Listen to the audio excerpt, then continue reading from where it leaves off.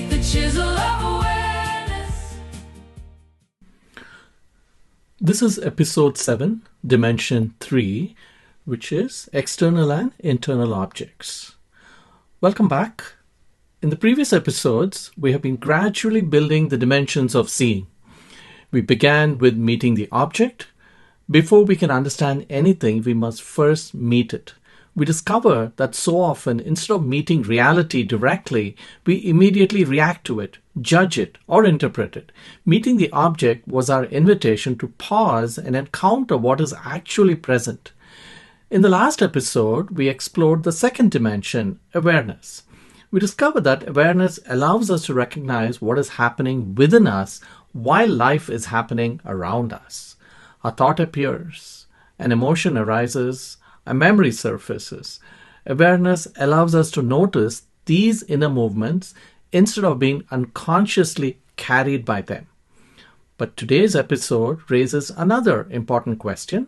What exactly are we becoming aware of? When we hear the word object, most of us immediately think of something outside ourselves. A tree, a chair, a conversation, a passing car, maybe another person. These are certainly objects, but are they the only objects we encounter? Suppose someone says something critical to you. The words are an object, you hear them, then something else happens. A thought, that wasn't fair. A moment later, another object appears, a feeling of irritation, then another, a tightening in the stomach, and then another. A memory of a similar criticism years ago. And then another, an image of what you wish you had said. Notice what has happened. The original object lasted only a few seconds, yet experience continues unfolding. New objects keep appearing. Some come from the world around us, others arise quietly within us. Both become part of what we are meeting. This leads us to a profound realization. Life is not made up of isolated moments. It is a continuous unfolding of objects. Some are presented by the world, others are presented by the mind, and every one of them invites us to meet it. Sometimes an external object begins the unfolding, like a criticism, a smile, a loud noise, a beautiful sunset. At other times, the unfolding begins from within. A memory suddenly appears. A thought about tomorrow's performance review enters the mind. An old fear resurfaces. Nothing in the world has changed. Yet, a whole psychological movement has begun. This is why today's dimension is so important. If we think objects exist only outside us, we miss half our experience. And in the same way, if we only pay attention to our inner world, we also miss the other half. Seeing reality requires meeting both. Today we explored the third dimension of seeing, which are internal and external objects. Because perhaps seeing reality begins to deepen when we recognize that every moment presents an ever-changing stream of objects, some arriving from the world around us, others arriving within us, each inviting us to be met before the next one appears. Before we continue, one small clarification will help avoid confusion. Throughout this discussion, when we refer to an external object, we are referring to the external object as it is presented in our experience. We are not attempting to explore the philosophy or neuroscience of perception.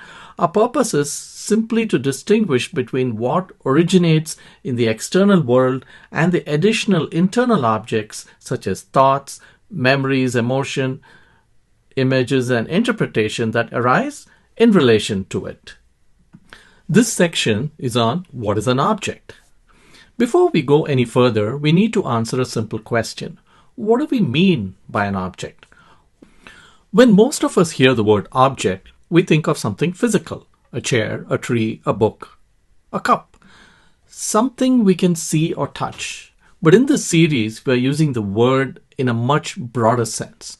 An object is anything that appears in awareness, anything that appears in experience, anything that becomes noticeable. A bird singing outside your window is an object. The sound of rain is an object. A person's voice is an object. The warmth of the sun on your skin is an object. These are all objects presented by the world around us. But now consider something different. A thought suddenly appears. I forgot to send that email. The thought wasn't there a moment ago. Now it is. Can you notice it? If you can notice it, then it too is an object. A memory suddenly comes to mind. You weren't thinking about it a second ago. Now it has appeared. Can you notice it? Then it is also an object. A feeling of anxiety begins to grow. A sense of excitement appears. A tightness develops in your shoulders. An image of tomorrow's meeting flashes through your mind. Each of these has appeared with an experience. Each can be noticed. Each is therefore an object. This is an important shift. We usually divide life into two worlds, the world around us and the world inside us. But awareness meets both in exactly the same way. It does not care whether the object is a passing car or a passing thought, whether it is the sound of music or the feeling of sadness, whether it is a memory or a mountain. If it appears, it can be met. Perhaps another way of understanding an object is this. An object is whatever awareness is presently meeting. A conversation, a thought, a sensation, a memory, an emotion, a smell, a sound, a belief, an expectation. All of them become objects the moment they appear, and this leads to a profound realization. Our experience is not made up of only the world around us, nor is it made up only of the world within us. It is made up of whatever is appearing moment by moment. Sometimes that appearance comes through the senses. Sometimes it arises from the mind. And sometimes it arises from the body. But awareness meets them all. The importance of this becomes clear in everyday life. Imagine someone criticizes you. At first, words are the object, then the criticism ends. The words are gone. But your experience doesn't end. A thought appears, then another, a memory, an emotion, a tightening in the chest, an urge to defend yourself. Although the external object has disappeared, experience continues because new objects keep appearing. Seeing reality, therefore, is not simply meeting the first object, it is recognizing that experience is continually presenting new objects. Some come from the world, some arise from within us. The clearer we become about what the object is at each moment, the clearer our seeing becomes. Now let us reflect on this section of what is an object. Pause for a moment, look around the room. Notice three objects you can see. Now close your eyes.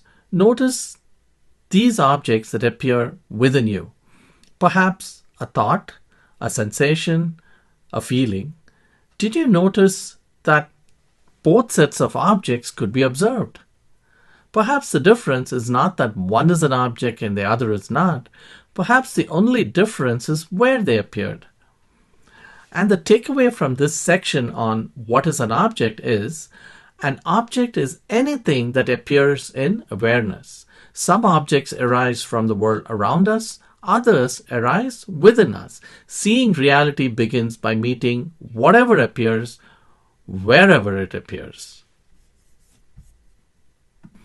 Now we move on to the next section, which is external objects. Everyday life continually presents us with external objects. The moment we wake up, they begin arriving. The sound of the alarm, the warmth of the shower, the smell of coffee, the morning news, the faces of our family, and of course the traffic outside. And we are so used to seeing a text message and a conversation at work. The world is constantly presenting objects for us to meet. Most of these objects are ordinary.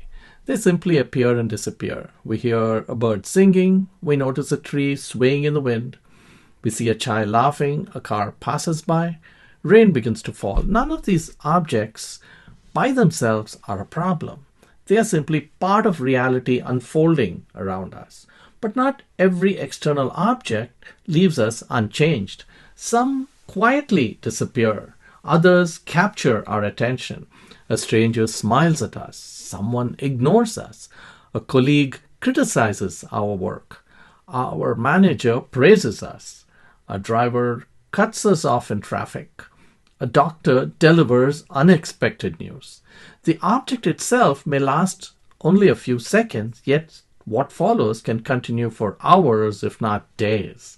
Why? Because some external objects do more than simply appear. They become triggering objects.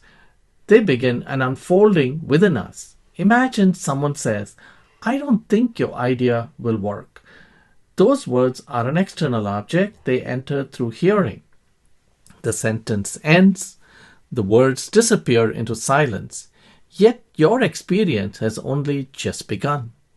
A thought appears. They don't respect me. Then another. Maybe everyone thinks this. A feeling of irritation begins to grow. Your breathing changes. Your shoulders tighten. A memory from years ago suddenly returns. The original object has already gone, but the unfolding continues. This helps us understand something important. External objects are not significant simply because they exist outside us. They are significant because they often become the doorway through which an entire psychological movement begins. Of course, not every external object becomes a trigger. Most do not. You may hear birds singing without another thought arising. You may walk past hundreds of people without any psychological reaction at all. You may notice the color of the sky and simply continue walking. The object is met. Nothing further unfolds. But when an external object touches something personally meaningful, our identity, for example, or our fears, or our desires, our hopes, and of course our memories, it often becomes the beginning of something much larger. Understanding this changes how we meet the world. Instead of assuming that every strong reaction is caused entirely by what happened outside us, we begin to recognize that the external object may simply be the first step in a much longer unfolding. This realization is freeing. It reminds us that the event itself is only one part of our experience. The rest unfolds within us, and that unfolding is what we will explore next. Now, let us reflect on this section of external objects. As you think back over your day, what external objects stand out? A conversation, a message, a facial expression, a piece of news? Now ask yourself another question. Which of these simply appeared and passed away? And which became the beginning of a much larger inner experience? Perhaps the difference was not in the object itself.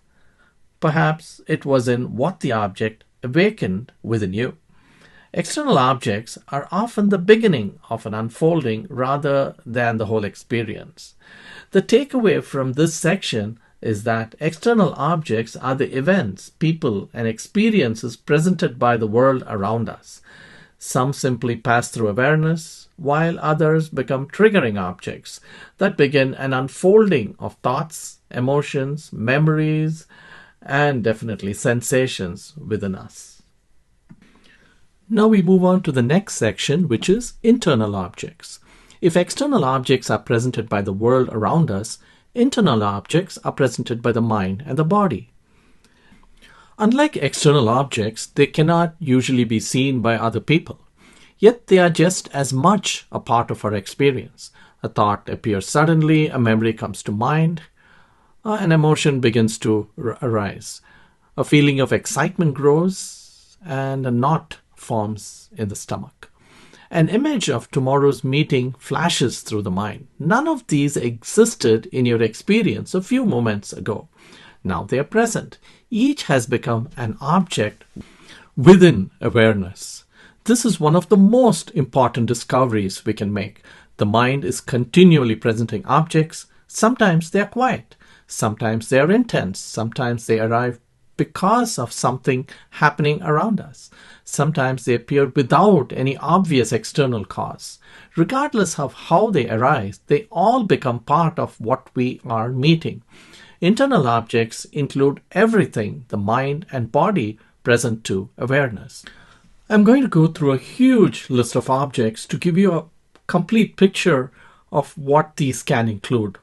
So here goes. The list includes thoughts, emotions, memories, mental images, expectations, judgments, beliefs, assumptions, plans, decisions, desires, craving, lust, fear, anger, joy, sadness, jealousy, guilt, shame, compassion, curiosity, urges, intentions, and you're glad we came to the end of the list, bodily sensations such as tension, warmth, pain, pleasure, hunger, fatigue, or sexual arousal.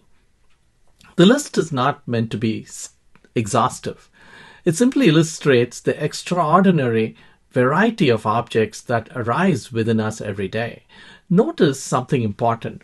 We are not dividing these objects into good or bad. Compassion and lust are both internal objects. Joy and grief are both internal objects. Gratitude and jealousy are also internal objects, and so are love and anger. The content is different, the principle is the same. If it appears within awareness, it is an object. This is important because we often treat some internal experiences as welcome and others as unwanted. We eagerly embrace joy, we resist fear, we cling to pleasure, we push away sadness. But awareness makes no such distinction.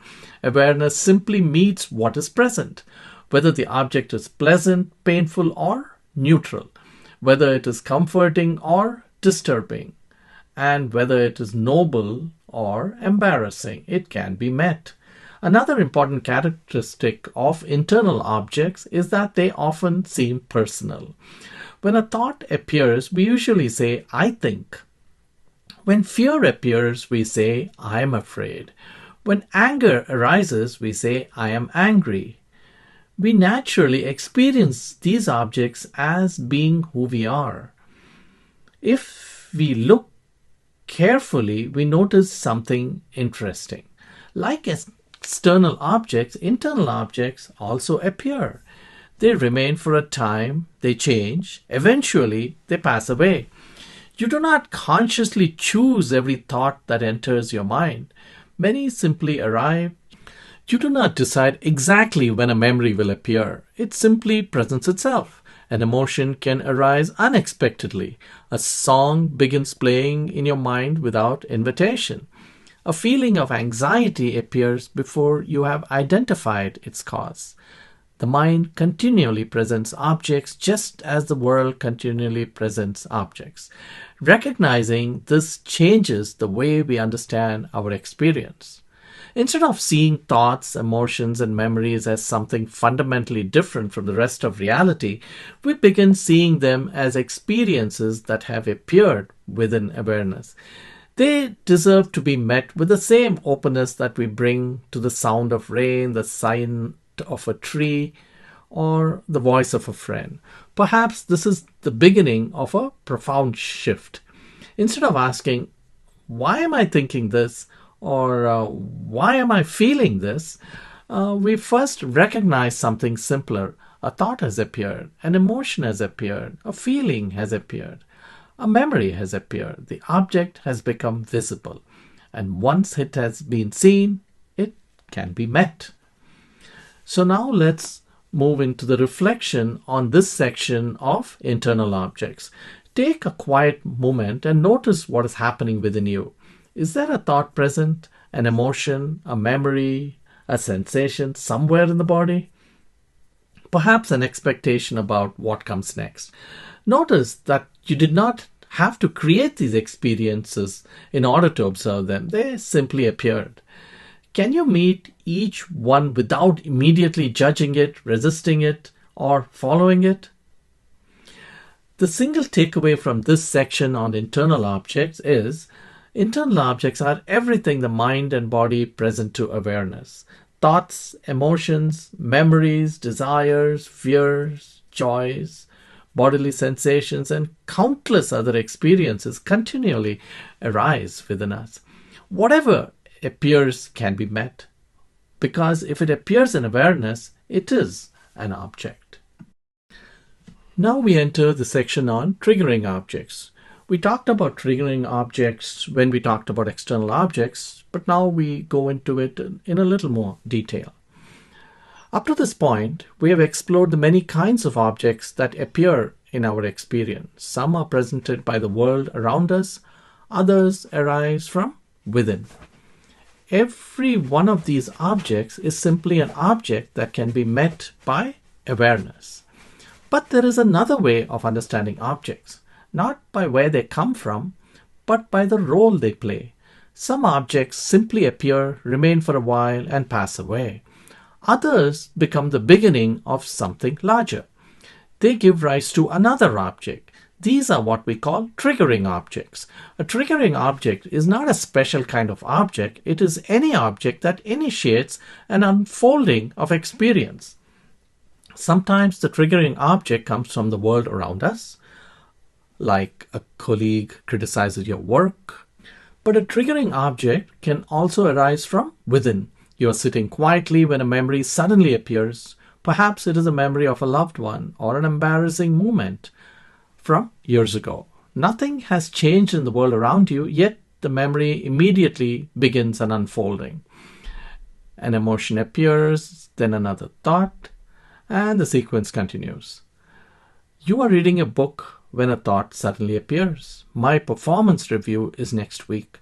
Within moments, another thought follows. What if it doesn't go well? And then that unfolds a series of objects which include anxiety, and your breathing changes, and so on. The original thought became the triggering object. The same principle applies to every internal object. Fear may trigger planning. Lust may trigger imagination. Anger may trigger memories. Compassion may trigger action. Any object can become the beginning of an unfolding. Notice something else. An object may begin as part of the unfolding and later become a triggering object itself. Suppose someone criticizes you. The criticism triggers the thought, that wasn't fair.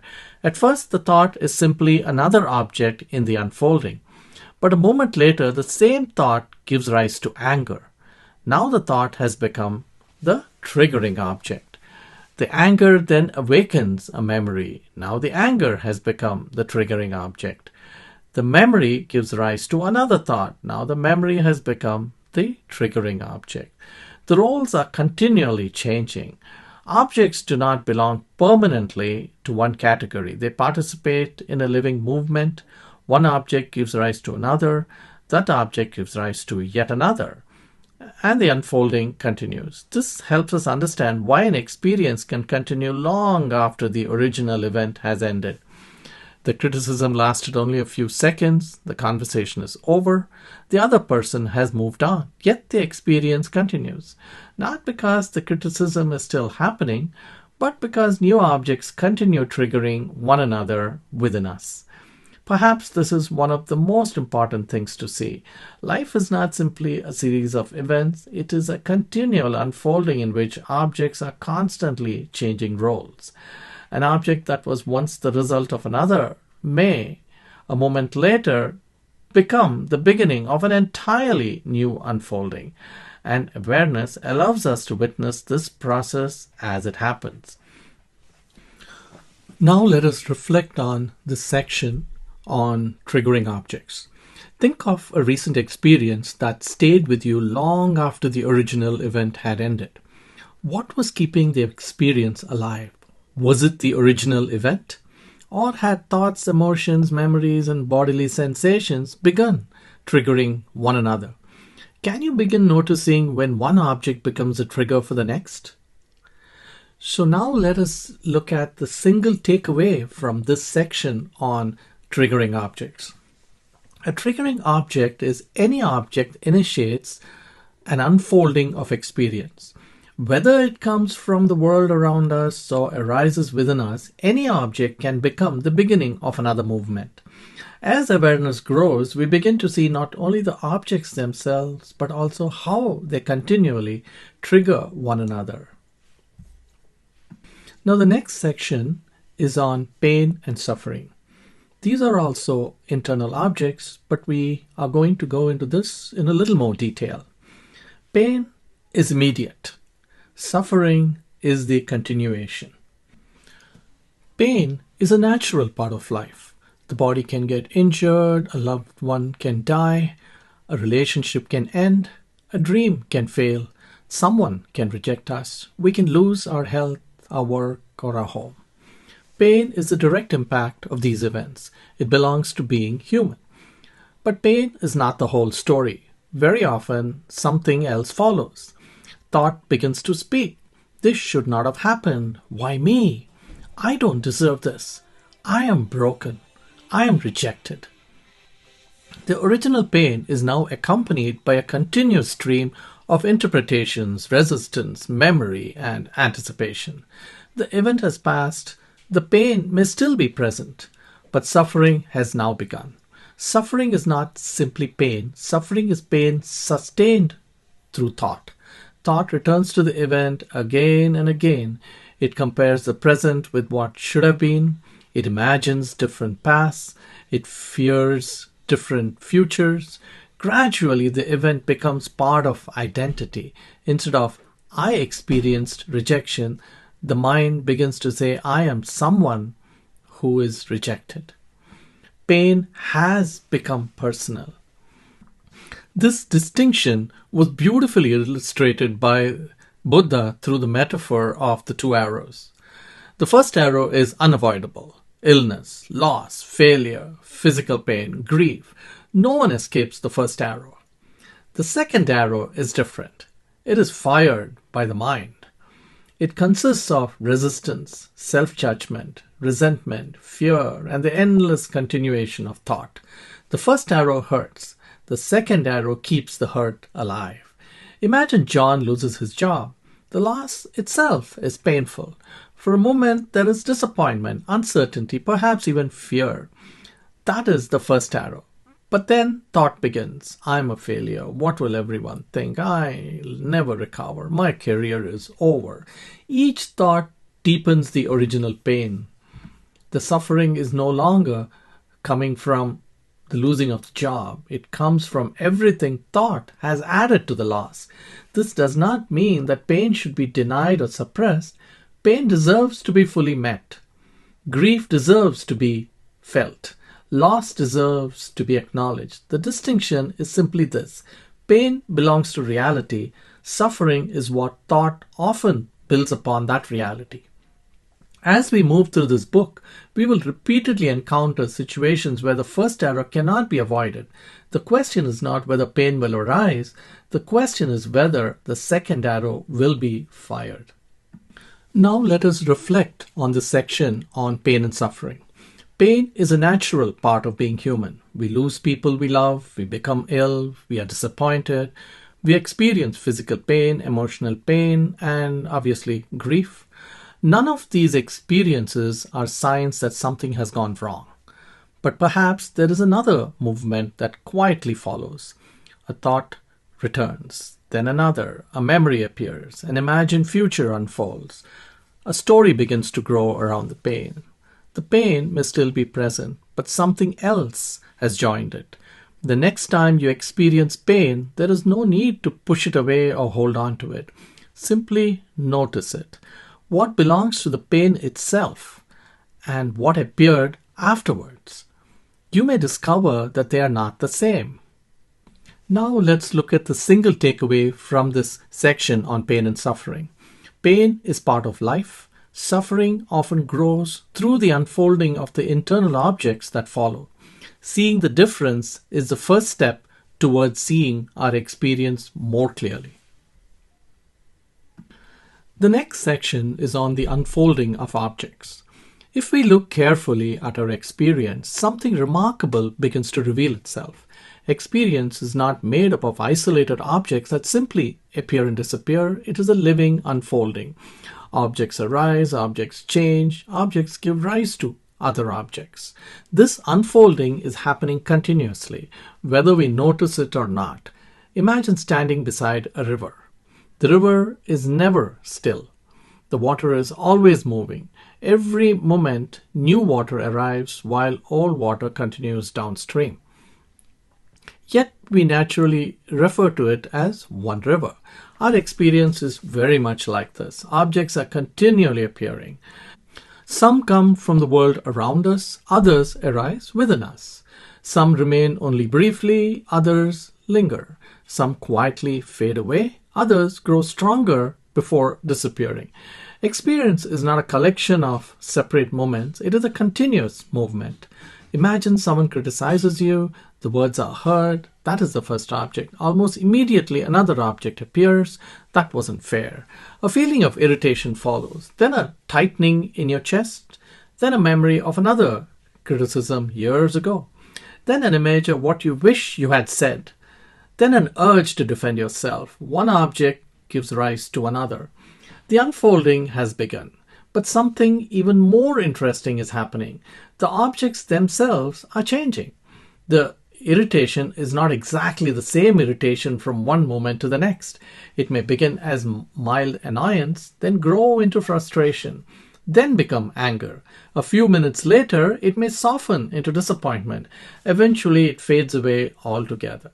The emotion is continually unfolding. The same is true of thought. A single thought appears, that wasn't fair. A moment later it develops, he always does this.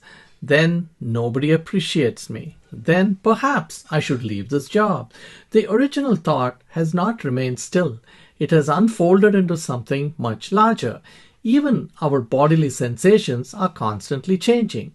A slight tension in the stomach may spread into the chest. The shoulders tighten, the breathing becomes shallow. Minutes later, the body begins relaxing again. Nothing remains exactly the same. Every object is alive with movement. This helps us understand that there are actually two kinds of unfolding taking place. First, objects give rise to other objects. A thought gives rise to an emotion. The emotion awakens a memory. The memory produces another thought. Second, each object continues changing while it is present. The thought develops, the emotion grows, weakens, or transforms. The bodily sensation spreads, shifts, and eventually dissolves.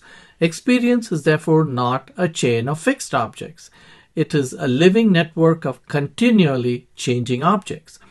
Without awareness, this unfolding usually happens unnoticed. We simply say, I'm angry, I'm anxious, I'm worried.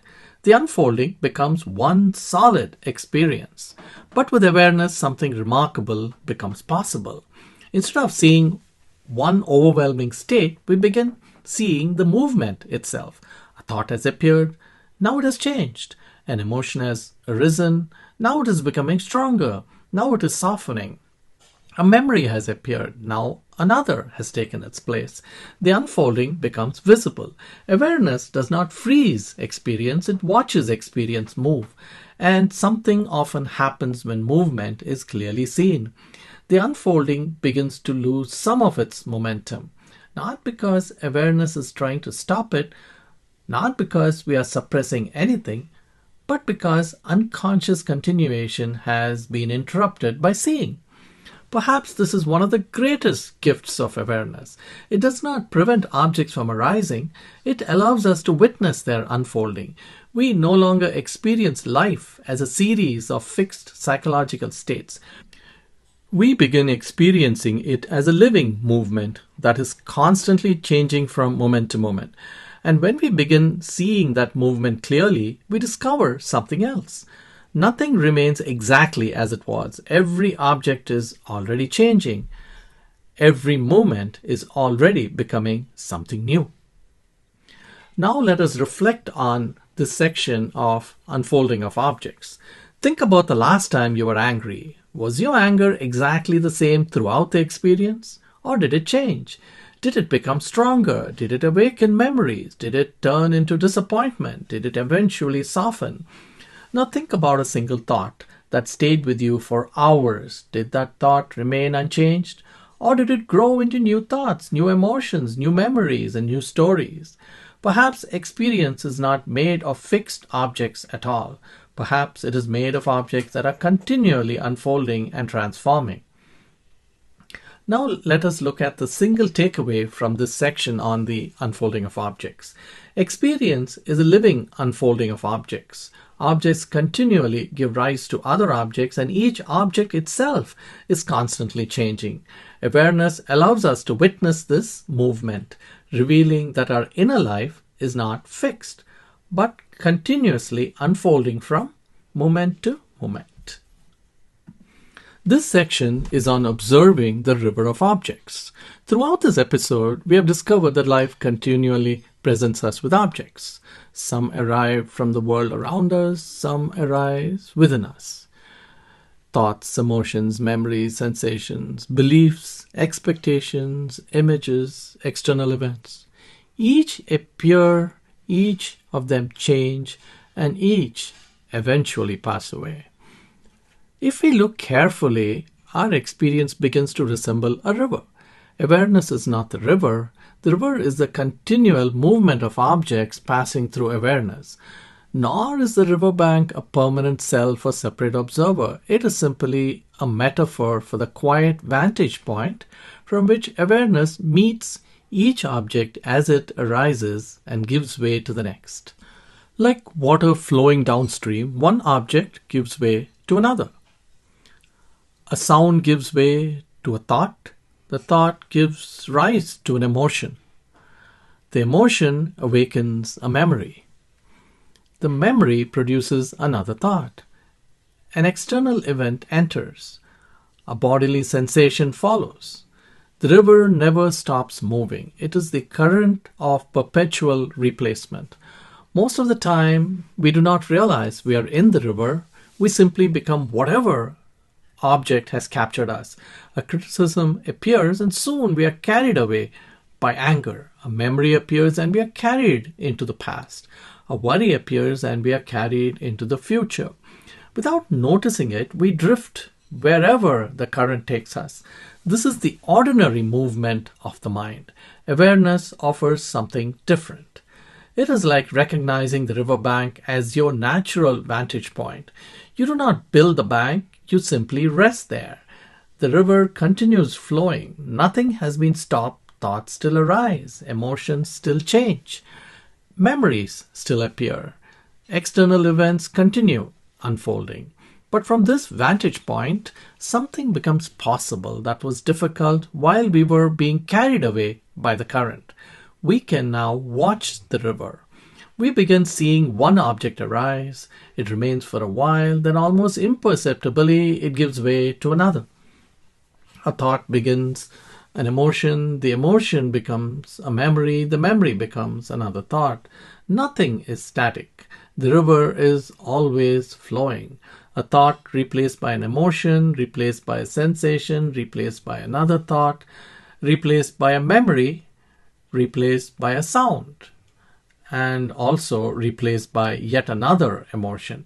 Instead of an overwhelming mass of experience, we begin recognizing a living current of sequential replacement. The river has not changed, our relationship to it has. At times the current is gentle, at other times it turns turbulent, and occasionally it seems almost impossible not to be swept away. Awareness does not judge the river for flowing quickly or slowly. It simply illuminates its movement from its steady vantage point. As we grow familiar with resting on the bank, another realization begins to emerge. Every object is already moving. Every thought is changing. Every emotion is unfolding, and every memory gives way to another. Nothing remains fixed. Nothing stays exactly as it was. Perhaps this is one of the deepest invitations that seeing reality clearly offers us, not to dam the river, not to force it in another direction, not to jump out of life, but to learn to remain on the riverbank as the river flows, meeting each object as it arrives, watching it become something else, and seeing it dissolve and give away to the next, again and again. So now let us reflect on this section of observing the river of objects. Imagine sitting beside a flowing river. Leaves drift past. You do not chase them. You do not try to hold them still. You simply watch them appear, move, disappear around the bend, and then notice the next leaf already taking its place. Now imagine your experience in the same way. As thoughts drift by, then an emotion comes, then a memory, then a sensation, then a new thought, entirely different from the last. Can you remain on the riverbank simply as the vantage point of awareness, watching each object arise and yield to the next, rather than be carried away by the current of replacement? So, what is the single takeaway from this section on observing the river of objects? Experience is a river of continually changing and replacing objects. Awareness is not the river, it is the bank, the single silent vantage point from which every object is seen to arise, linger, and give way to whatever comes next. Seeing reality begins when we learn to rest in this vantage point, watching the current of replacement without being consciously swept along by it.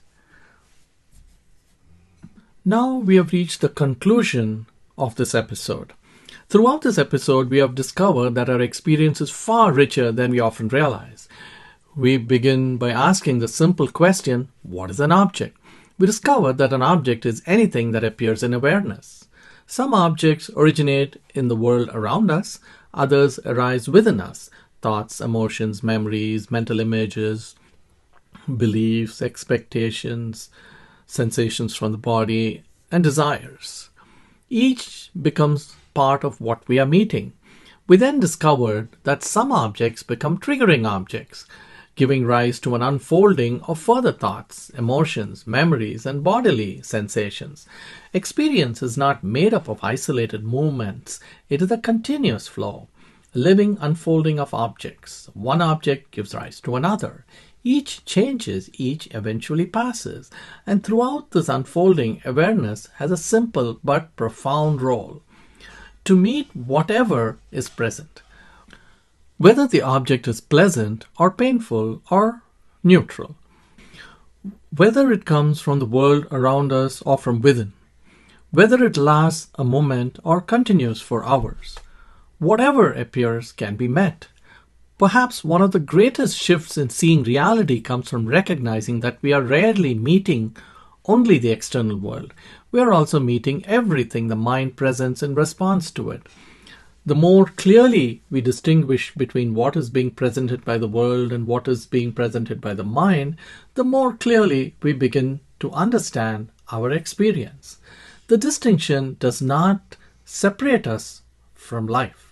It allows us to participate in life more fully, not by becoming lost in every unfolding, nor by resisting what appears, but by meeting each object in awareness as it arrives, changes, and passes away. In the next episode, we explore another dimension of seeing. We turn our attention to something that quietly shapes almost every experience, yet often gets unnoticed: the importance of broad context. Because perhaps seeing reality is not only about meeting the object, it is also about seeing the wider reality in which that object exists. So now let us reflect on the episode we just reviewed. As you move through the rest of your day, notice what appears: a conversation, a sound, a passing thought, a memory, a feeling, a sensation in the body, a hope, a fear. Notice that experience is continually presenting new objects. Some come from the world around you, some arise quietly within you. See if you can recognize them as they appear without rushing to change them, without immediately following them, without pushing them away. Simply notice, what is the object that awareness is meeting right now? Then, as that object changes or passes away, ask the same question again. What is the object now? Perhaps seeing reality is not about finding one perfect moment of awareness. Perhaps it is about continually meeting whatever life is presenting, one object, one moment at a time. The takeaway from this episode is life continually presents external and internal objects. Some begin and unfolding, others become part of it. Seeing reality is the ongoing meeting of whatever appears, as it appears within the ever-changing flow of experience. So now let us look forward to the next episode. Throughout this episode, we have learned to recognize the objects that make up our experience. We have seen that objects come from the world around us, while some come from within us. We have also discovered that experience is a continual unfolding of these objects. But another question now naturally arises. Is meeting the object enough?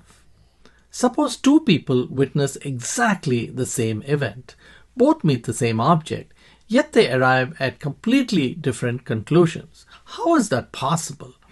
The difference often lies not in the object itself, but in everything surrounding it. No object exists in isolation. Every object exists within a wider reality.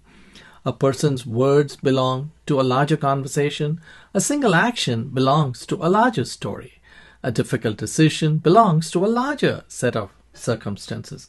A moment belongs to a much broader context. Seeing the object is essential, but sometimes the object alone is not enough. To understand what we are meeting, we must also understand the context in which it appears. That is the next dimension of seeing, because perhaps seeing reality is not only about meeting the object, it is also about seeing the world around the object. Before we close, I would like to leave you with a simple image. Imagine a soft pillow in the shape of the earth, a soft earth, and imagine yourself holding it gently, hugging it, giving it all the love you can. Because this earth includes all of us, humanity, animals, plants, the environment, everything living together on this small planet. Perhaps from time to time we can return to this image, a soft earth held with care. If you found something meaningful in this episode, please tell others about it. This is first steps to seeing reality, and perhaps the first step is simply to begin noticing. Thank you for listening. Take the chisel away.